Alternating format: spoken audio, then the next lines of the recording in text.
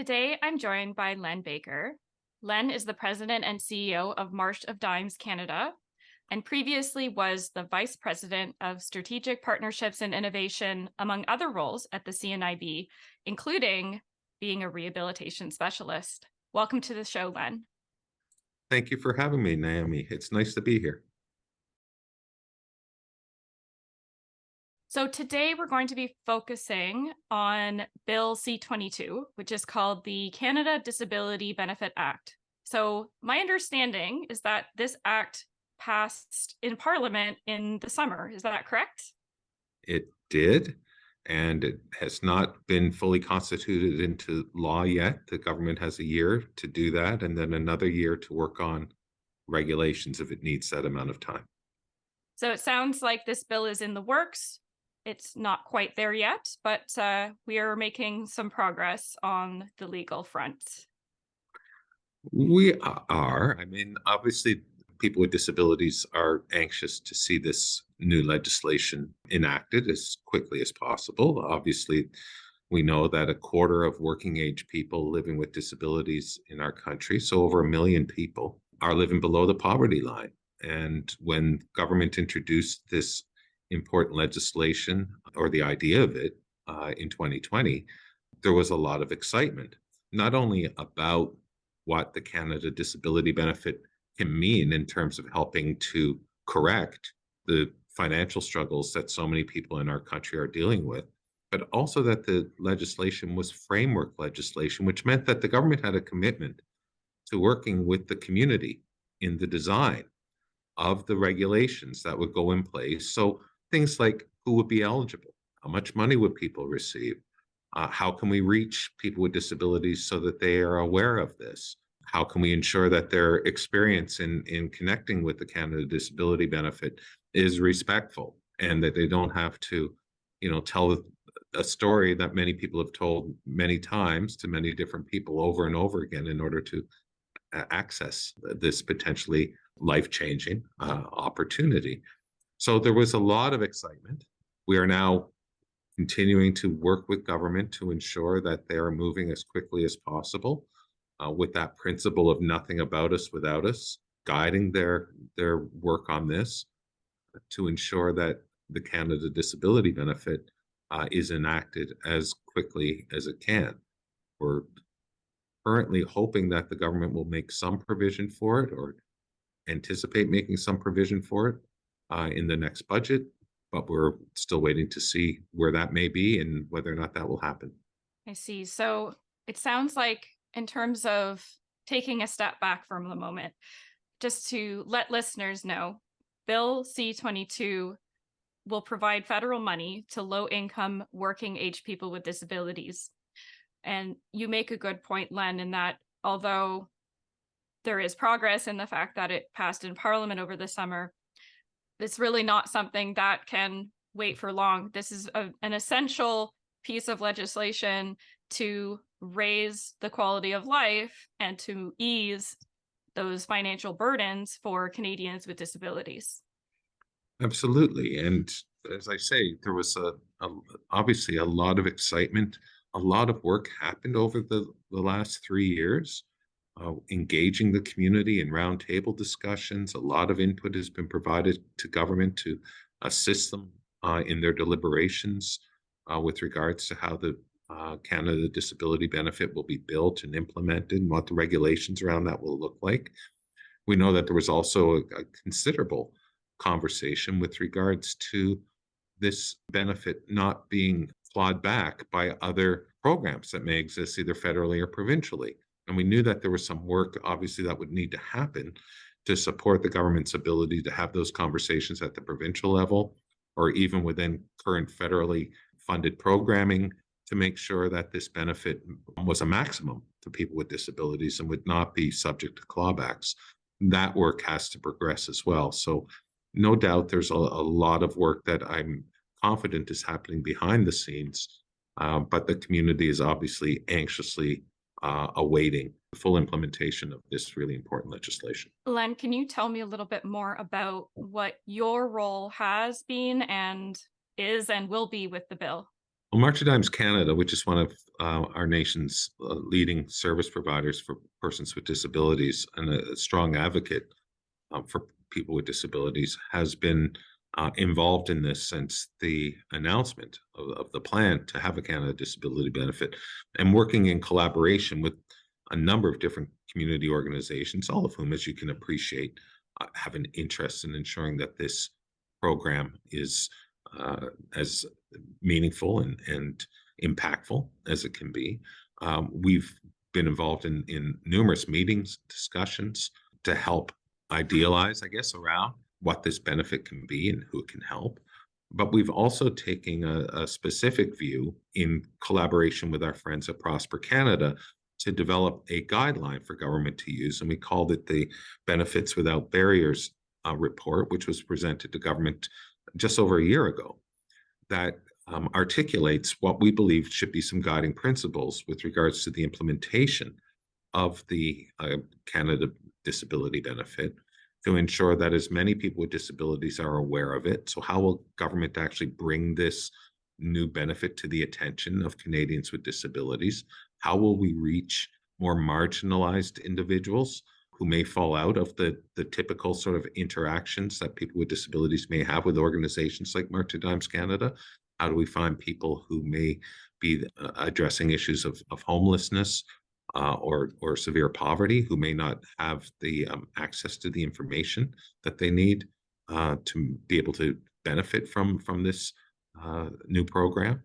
And how can we make sure that their process of interacting with government, of applying for the benefit, is respectful and meets them where they are in their ability to articulate what their needs are, and ensure that they can have an opportunity to benefit from this program.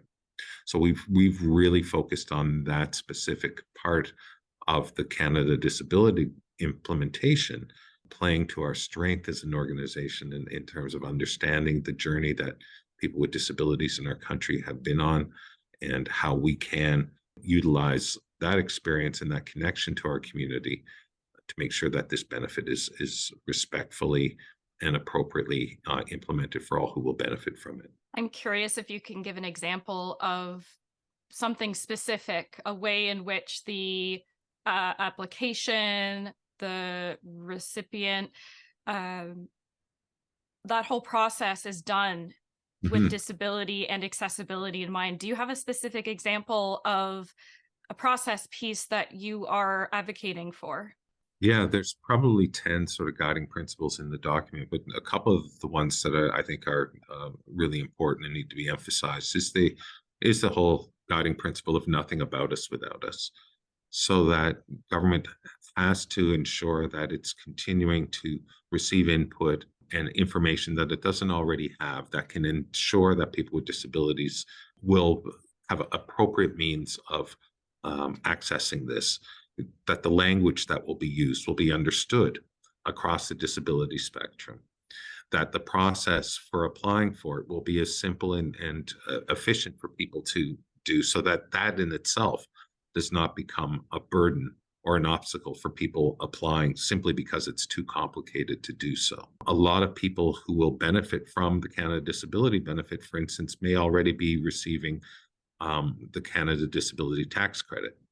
So therefore, if they've already applied and are eligible for that, why would they need to reapply for the Canada Disability Benefit? Could we not provide some shortcuts for people who've already gone through the process of identifying themselves as having a disability and meeting the criteria for existing government programs, to simply be fast-tracked into the Canada Disability Benefit and not have to reapply for this program among with other ones that they're entitled to receive? For sure. I think that one thing that I've heard from the people that I worked with is how much work it is sometimes to have a disability. There's always paperwork to fill out. There's always documents to chase after. So that makes a lot of sense to me, that it's an accessibility issue to be able to make it easier for Canadians to apply for the benefit once it becomes a reality. And I think that there's some guidance in the Benefits Without Barriers document that we worked on with Prosper Canada that could be applied across any government program area, not just the Canada Disability Benefit, but any program that's open to and available for persons with disabilities should be as seamless and easy to access as possible, should be accessible, should not force people to have to tell their story over and over and over again to different people. That once that information is known to government, that should be applied to people's ability to benefit from programs that the government has put in place to support their needs. So I want to take another tangent for a moment here. Sure. I mentioned earlier, Len, you're the CEO of March of Dimes, and you mentioned that March of Dimes, not just yourself, is involved with advocating and developing this act. Can you tell us a little bit more about March of Dimes and what they do? March of Dimes Canada is an organization that plays a vital role in the lives of many people with disabilities in our country, whether that's through providing home support services or employment services, enabling people to access the technology that they need, supporting stroke survivors on their journey after stroke and allowing them to move on with their lives in a dignified and independent way within the community, to being a trusted advisor and advocate on behalf of and alongside people with disabilities in Canada. We have about 2,300 employees now. We work from about 100 different locations across Canada. We're a name, Naomi, that many people may be familiar with, but not familiar with exactly the scope of our services and what we do.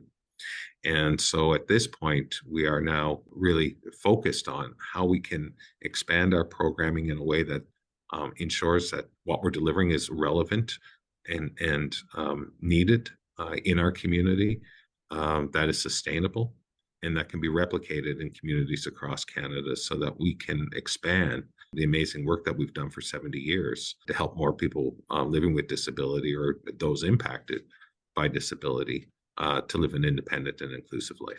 As an occupational therapist, I think my first interaction with March of Dimes was applying for home safety equipment for some of the people that I work with. So I was aware of March of Dimes being involved with funding. In terms of preparing for this show, it was very interesting for me to see that March of Dimes is also involved on that more governmental level. I'm curious, are there any other services that you think that listeners should know about in terms of what March of Dime provides? Well, yes. I mean, we have a home and vehicle modification program in Ontario that we've recently expanded into Manitoba that assists people to be able to make modifications to their home so that they can age in place and remain independent in their community.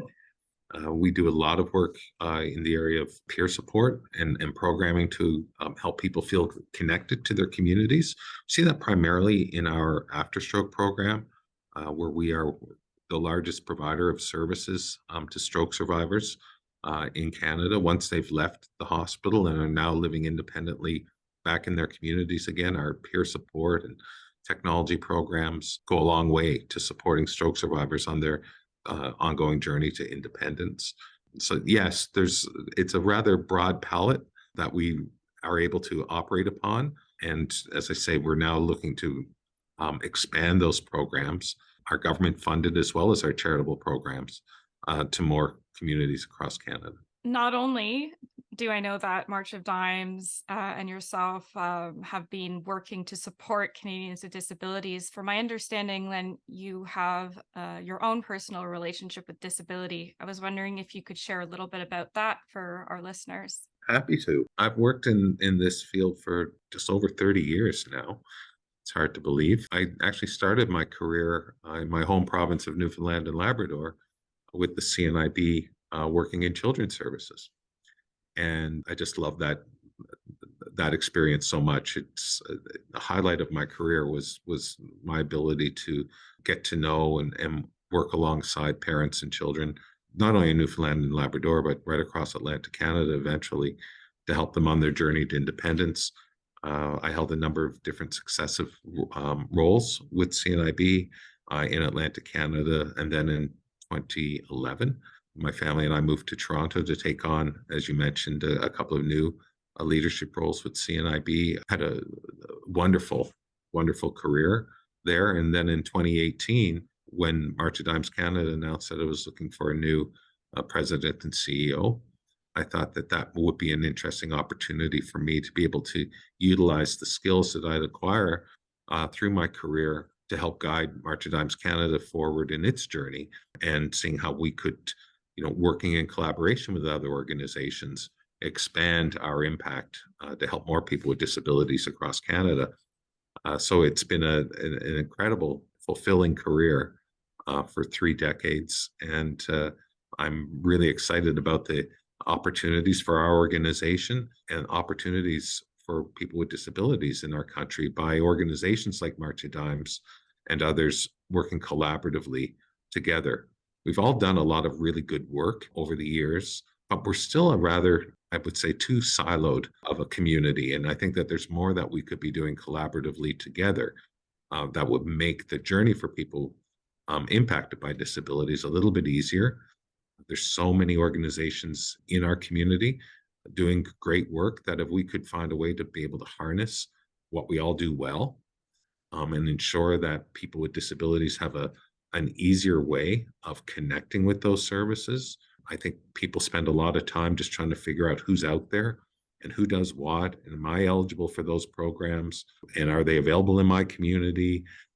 All those questions. I think if we can find a way to help people find an easier route to accessing the supports and services that they need, that would be a big enhancement to what we can do in our community. I'm certainly relating to what you're saying as someone who watches my own clients try to navigate the healthcare system and their frustrations on a daily basis. Yes.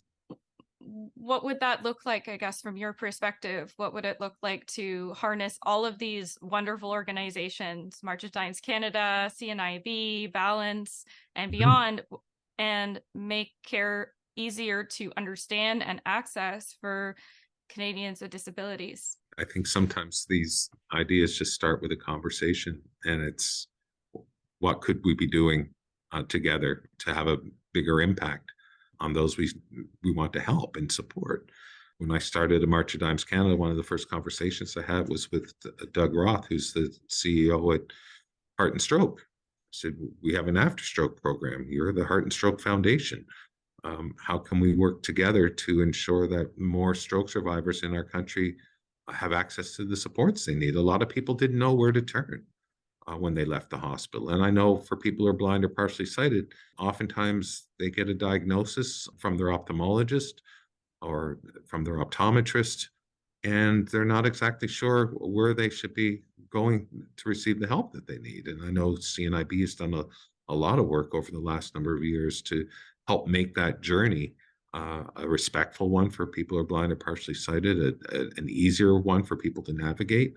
But that's just one area. I think that there's a lot of different organizations out there that if we really harnessed our energies and our resources and our experience, I'm sure we could come up with some even more imaginative and impactful programming in our communities. So I throw that out there as an offer to anybody who's listening to see how we could be working more collaboratively together to help more people. And that should be our common goal. I like the theme that's running through our conversation. It always comes back to collaboration. Talking about your own journey with folks, children with disability who are blind and partially sighted, and then moving all the way up into a leadership role. Along the way, it seems like it's the most important thing is that collaboration piece, collaboration with your client. As you mentioned, nothing about us without us, Mhm. all the way up to collaborating in a sense with the government to say, this is a very important piece of legislation for Canadians with disabilities, but it needs to be done in a certain way for the impact to be greater. And all the way to our conversation around, at the end of the day, there's many different organizations across Canada who all have a common goal, which is to help people. So Mhm. how do we do that in an accessible way? So I think something that I'm really taking out of our conversation today is how essential it is for us to get out of our silos and to connect and collaborate with the goal of supporting Canadians with disabilities? We owe it to the community we serve to do just that, right? And so, your podcast has given me an opportunity to let more people know about who March of Dimes Canada is, and maybe inspire somebody to just say, oh, they're doing something really interesting to help stroke survivors. We're struggling to try to do something to help stroke survivors in our community. What's March of Dimes doing that we could learn from or that we could emulate? Or how could we step in and help provide additional services to people? So awareness and taking the time to educate ourselves about, first of all, the needs of people with disabilities and making sure that we remain relevant and connected to their lives and their experience. We know that poverty among people with disabilities is still a key issue. Homelessness is a key issue. The cost of living in major cities in Canada and having a disability is a real struggle for people. Food insecurity is an issue for people with disabilities. Food banks traditionally have had somewhere around 40% of their users being persons with disabilities. So there's issues around food insecurity. Climate change will be a significant impact on marginalized populations, including people with disabilities. So if you're living in high-rise apartment buildings and rely on an elevator, and with changes in weather patterns and storms and power outages or floods, um, we have to be thinking about the future in terms of what living safely and independently and respectfully means in our country. And no one organization can handle all of those really important issues on their own. And collaboration and partnership, I think, is incumbent upon all of us to be thinking about as a way forward. You touched on a lot of things that I think about as well with food insecurity, the housing crisis, and climate change. There absolutely are so many things, so many challenges for folks with disabilities that one person, one therapist, one organization can't tackle on their own. So I think that's really well put. And returning back to the Benefit Act, I know that it doesn't necessarily cover or address all of those issues, but it's a good start in the sense that I think that giving Canadians with disabilities a higher income, something that could maybe meet the cost of living, or, well, maybe we can talk about that in a moment, but raise that income from where it is right now. Do you feel like we're on the right track? Do you think that more needs to be done at this point to address both the income disparity as well as some of these other bigger issues? I think there's always more that needs to be done. And I think the world is evolving and changing around us. And as the world changes, it impacts all of us in different ways.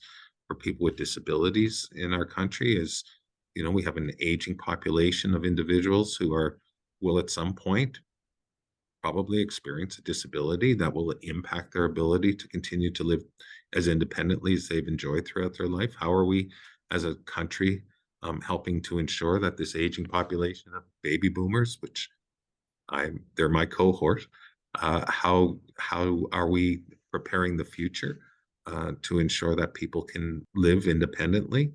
March of Dimes Canada has done a lot in support of housing, enabling people to live independently in their home. We've learned a lot and have great experiences to share. We can change the curve of people needing to go into long-term care and other supportive care environments if we make investments in helping people to live independently in their homes with sometimes very modest supports. A ramp going into somebody's home could be the difference between somebody being able to live there or not. So we can look at how we can help discussions around infrastructure. The employment rate right now is pretty low in Canada. I mean, the unemployment rate. So you've got a workforce now where there's opportunities for people with disabilities. And employers need to be more aware of this labor market. Skilled, hardworking individuals who have encountered barriers, attitudinal barriers, sometimes accommodation barriers in the workplace, but I think right now it's more attitudinal barriers where employers are really open-minded about the abilities of people with disabilities to be able to contribute to the growth of their organizations and to their missions.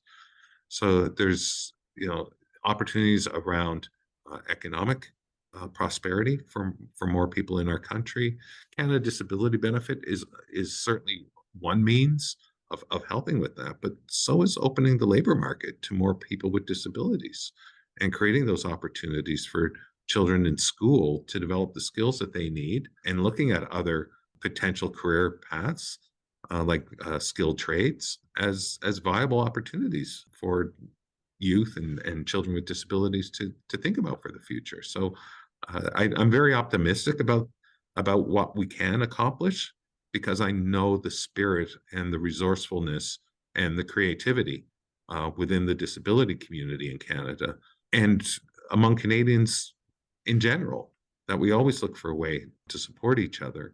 As more people are impacted by disability in our country, I think it'll create, as I was talking with you about, more opportunities for collaboration and conversations about what can be done to make Canada the leading country when it comes to innovation in supporting the needs of all people in our country. I really appreciate the global outlook that you have. I mean, we came here to talk about this bill, which is an income top up, but at the end of the day, I think you're absolutely right in that, this is a short-term solution, but let's look at the bigger picture. Let's think about getting Canadians with disabilities more involved in employment, because as you said, there's absolutely that ability.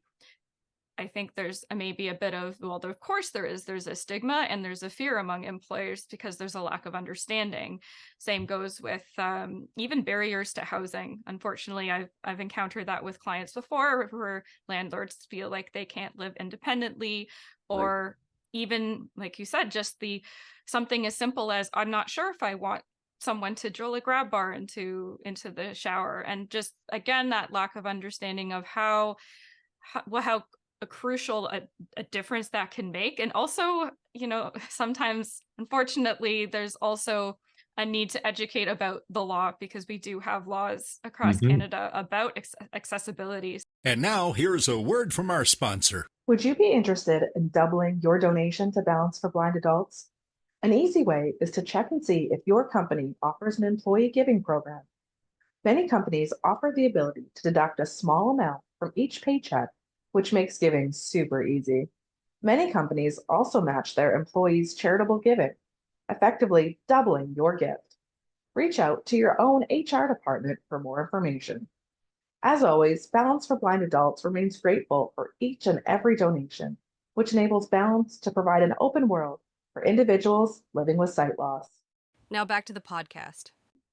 Would you say that yourself and March of Dimes Canada is involved in advocating for these other pieces, looking into the long term? Absolutely. At every opportunity with governments across Canada and with the federal government, even at the municipal level, there's issues that fall within different jurisdictions that impact people with disabilities. And if one city wants to try something that maybe have a negative impact on persons with disabilities, we want to make sure that those things aren't replicated in other jurisdictions. So we do our best to stay current with the key issues that governments are addressing, and through our colleagues in other organizations, keeping abreast of what they're working on and supporting those.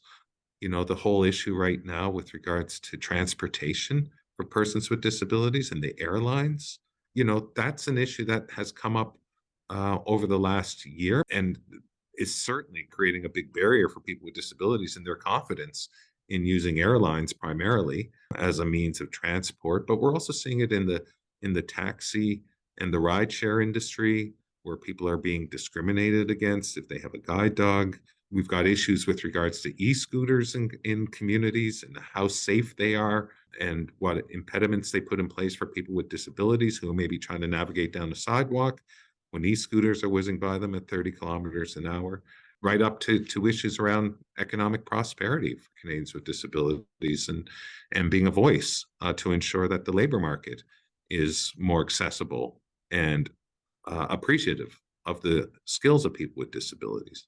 I think another key thing that employers need to be thinking about is as their workforce ages, the individuals who are working with them are experiencing different types of disability, whether it is a physical disability in terms of how long they can stay in a chair every day or stare at a screen, to cognitive disabilities that may accompany aging, or to sensory impairments like vision loss or hearing loss.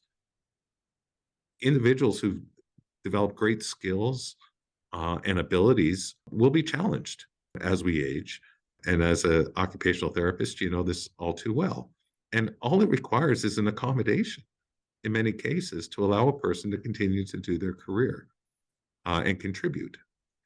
So it's really an opportunity for us as a community and as a country to begin to think differently about disability as an us and them. You know, there's people with, we're all one doctor's appointment or one accident away from finding out that, hey, maybe March of Dimes Canada could help me with something, or maybe, you know, Balance could help me, or Canadian Hearing Society. People just need to know that there's supports out there, that there's dignity in all of our lives. But at some point, the landscape around us changes, and we need to make a decision ourselves as to how we're going to, what level of resilience we have uh, and want to take in terms of preserving our independence and the dignity we have in life. And organizations like March of Dimes Canada and others, that's at the heart of what we do. Is we see the opportunities and the joy in life for everybody, and there's sometimes very simple solutions that can help somebody. And in some cases, it may be connecting somebody who feels alone and lonely. We know mental health issues obviously are a key consideration right across our country right now. And coming out of the pandemic, we saw how loneliness and isolation affected people. Nobody felt that more than people with disabilities. But what we were able to do by using technology was reconnect people back to their communities. And so there's always solutions. We just need to be committed to finding them and working together to make it easier for people to navigate through the changes that happen to all of us in our lifetime, and make our society a little friendlier and open and compassionate to the variances that we all bring to our communities. And on that note, I also want to add that I think when I started out in my career, I thought I had to come up with those answers and solutions. And, you know, sometimes I do, but at the same time, more often than not, answers and solutions are out there. It's just a matter of listening to the community that you're trying to serve. And helping people find those. You know, I talk to a lot of people who'd say, it took me months and months to find out that March of Dimes Canada had an after stroke program. I didn't know you did that. And in the meantime, I've been struggling. My family's been struggling. I wish I had known about you earlier than I did. Right. And I know that Balance would hear the same things, and CNIB and all the organizations that are out there doing their best to say, hey, we're here. We want to help. But it's difficult for people to navigate through the myriad of programs and services that are out there. I think that is a real opportunity in our sector to be serious about that challenge. Because, as I mentioned, as the population gets older, there's more and more people will be experiencing some type of a disability or encountering some barriers to their independence and won't know where to turn. And they'll deal with all types of frustration. They may drop out of the labor market. They may leave their homes earlier than they needed to, simply because nobody told them, hey, there's something out there. There's a home and vehicle modification program that March of Dimes has that could help you stay in your home. And they say, I didn't know, and nobody told me about that. So I just think that that's a really interesting challenge for us to think about how we can work together to change that. I like your call to action to organizations to start talking to each other. That's coming through loud and clear throughout our conversation. Yeah. To the listeners of the show, so hopefully we have people listening in who are in leadership roles or involved in these agencies, but I also know we have a lot of listeners with sight loss, without sight loss, maybe in a leadership role, maybe not. But to those who are listening at the moment and thinking maybe, I would like to get more involved in advocacy. I would like a seat at the table. And I have ideas about how to make services or legislation more accessible. What advice would you have for them? If you're interested in creating change in your community, so it could be within your neighborhood, it could be within your immediate community, it could be provincial, federal, it could be international. If you have an interest in helping to change something in the environment around you, you need to find the organizations out there that share your passion.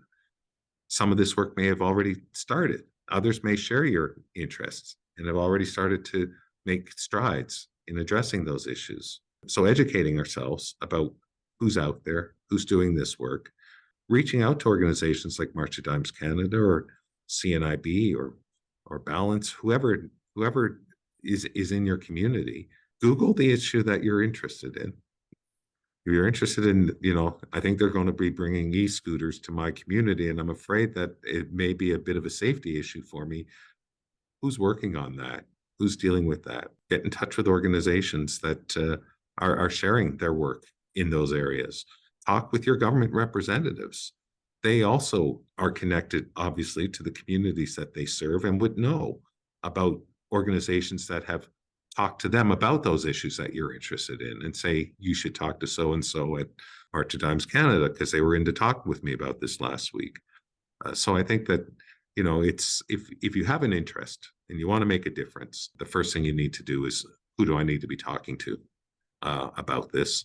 And how can I, if you don't feel you have the confidence and skills to do that effectively, then where can I learn those skills? And there's any number of resources. March of Dimes Canada, actually, we have a lot of information available, and we've developed an advocacy network. And other organizations have done the same. So it's just a matter of saying, I want to get involved. And I'd like to make that journey as easy for people as possible to be able to find those resources. And I think there's some work that we can do in that regard. But I think it takes a little bit of energy to say, yes, I am committed to this and sticking with it, because you may encounter some barriers and obstacles where you'll just want to give up because it seems too frustrating to try to accomplish what you want to do. But I guarantee you, once you make that effort and you get connected with the right people and the right resources, it can be so very meaningful for us to be a champion for good and a force for good in our communities.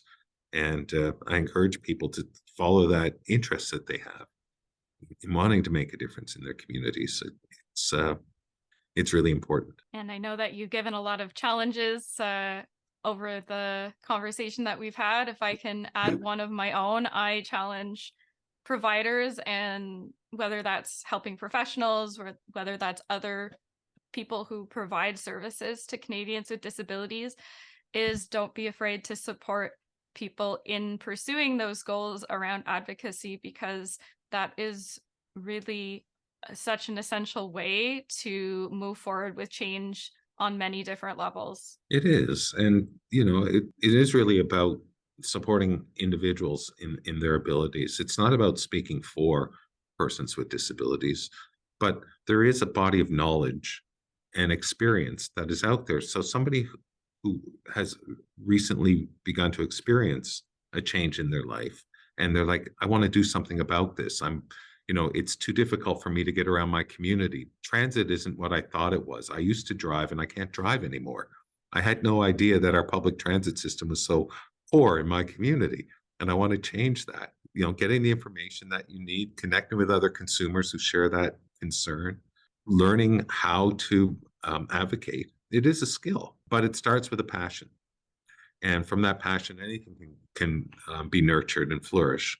And it's just about who you're talking with, the information that you're getting to support those conversations that you want to have. Advocacy is an incredibly empowering skill to have, and one that we need to nurture in more people in our country to be able to make the types of changes that we want, which brings us right back to the Canada Disability Benefit, right? The more people know about that benefit and who will be eligible and have a voice at the table in designing it, will help ensure that this benefit is actually does what it's intended to do. and that those voices are really important to a successful implementation of this program and for it to reach as many people with disabilities as possible. So I think that there's, all of us have an opportunity to contribute to that conversation. You can become educated about it. There's a lot of information about the Canada Disability Benefit on any number of organizations' websites right now. Most of us are involved in some way in helping to shape this legislation. Government obviously has information available about it, but we have an obligation to be current and thoughtful with regards to what's happening around us and those that we love and those in our communities. And we can only do that by wanting to stay informed and connected. So we're talking at the moment in November of 2023. Where is the bill right now, and what are next steps? Well, the government has until June to actually say that the bill is moving forward. So they have to come back to government and say, we're enacting this. And then they have a year to work on all the regulations. So that's who's going to be eligible, the clawback issues, all the details. So it could take until July 2025 for money to actually flow to Canadians with disabilities. We're hoping that the government can work more quickly than that. And we are currently advocating to the government to please, continue to move this forward. By 2025, it will be 5 years from the time the Prime Minister announced the Canada Disability Benefit to it actually being enacted. That seems like a very long time. So I know that there's a lot of anticipation in the community that government will continue the progress that it had made in bringing this legislation forward. But people need to hold government accountable for its promises and get involved in this and let their members of government know that this is important to them, and ask them where it is in the journey and when can we expect this Canada Disability Benefit to be fully enacted. There's no time to lose in getting that done. Well, in all likelihood, the show should be out in 2024, so there still should be plenty of time for listeners of this show or viewers of this show to reach out to their local representative and ask the government to move forward in getting that money in Canadians' pockets. I agree. Thank you. Len, it's been such a pleasure having you on the show. Before you go, can you let us know where listeners can reach out to get in touch with you or with March of Dimes Canada if they'd like to learn more?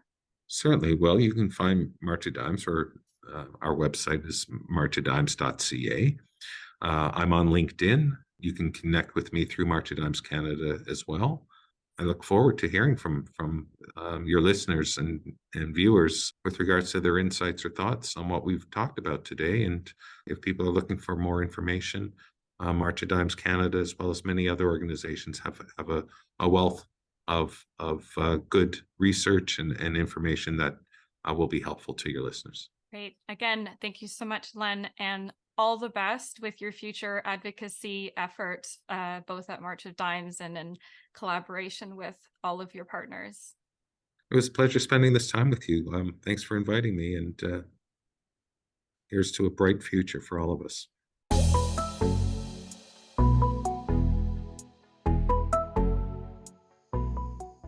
Hello, I'm Deborah Gold, CEO at Balance for Blind Adults. Wasn't that a terrific conversation? We were so pleased when Len Baker agreed to be interviewed about the Canada Disability Benefit. But we definitely got a lot of bonus material in this one, didn't we? Len's leadership in the disability space in Canada really shows in this interview. A career spanning over 30 years means he has had a great deal of time to learn, research, and reflect not only on the needs of Canadians with disabilities, but on the need for organizations serving them to work together to strengthen the social safety net and the fabric of our society. In 2023, Balance added the value of collaboration as a foundational value to the work we do. So we couldn't agree more with what Len has said in this interview. During our latest strategic review, we discovered that we had not articulated this most foundational value of collaboration, one that we enact in all our relationships and have done so for the entire 40 years of our existence. Those are our relationships with staff, clients, donors, volunteers, and our community partners. Collaboration underpins all of our work and all of our other values. To read more, go to our website at www.balancefba.org. We hope you've enjoyed this episode, and we'll see you next time. Thank you.